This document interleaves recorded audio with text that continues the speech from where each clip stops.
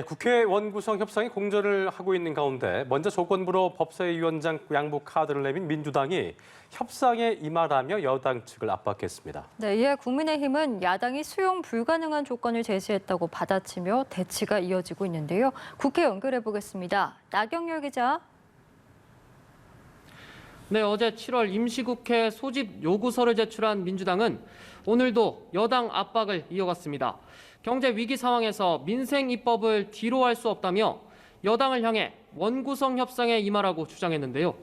우상호 비대위원장은 입법 공백 사태를 보고만 있을 수 없으니 의장단이라도 선출해서 국회 정상화를 시작하자고 강조했습니다. 박홍근 원내대표는 필리핀 특사로 떠난 국민의힘 권성동 원내대표를 향해 민생을 챙기라 했더니 이 비상 상황에 생뚱맞은 특사 활동이라고 비판했습니다. 민주당은 다음 달 1일 본회의를 열어 단독으로라도 의장단을 선출해 박순애, 김승희 후보자에 대한 인사청문 특위를 꾸리는 등 후반기 국회를 시작하겠다는 방침입니다. 이에 대해 국민의힘은 민주당의 입법 독재가 또 시작됐다며 거세게 반발하고 있습니다. 민주당이 사개특위 구성 등 도저히 수용할 수 없는 조건만을 제시하고 있다는 입장을 밝혔는데요. 국민의힘은 민주당 단독이나 일방적인 절차를 통해 국회의장이 선출될 경우 그 권위를 인정할 수 없다고 강조했습니다.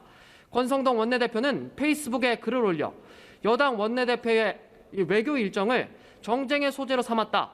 민주당이 날치기 개원에 시동을 걸었다고 비판했습니다.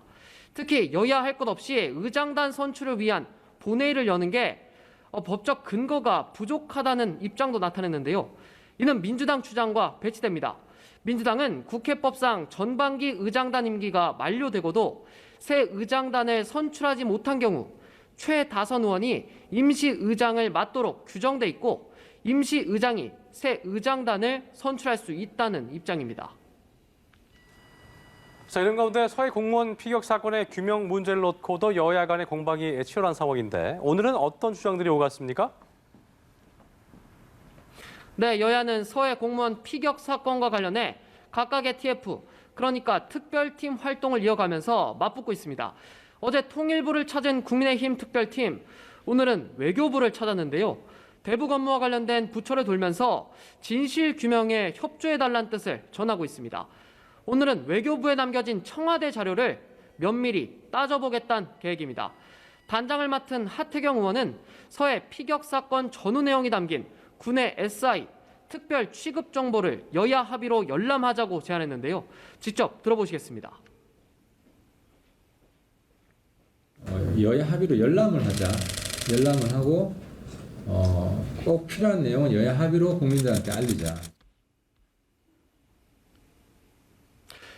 어제 해경과 국방부 관계자 등을 불러 첫 번째 회의를 진행한 민주당 특별팀은 오늘 기자회견을 열고 해경의 판단 번복 과정에 윤석열 정부 국가안보실이 연루돼 있다고 주장했는데요. 직접 들어보시겠습니다.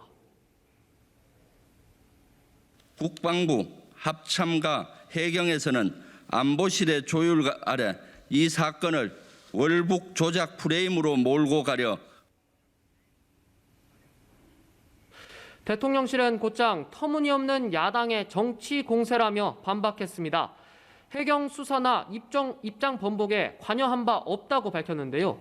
해경도 곧바로 국가안보실의 지침을 받았다는 주장은 사실 무근이란 입장을 내놓으면서 서해 피격 사건이 진실 공방으로 이어지는 모습입니다. 지금까지 국회에서 전해드렸습니다.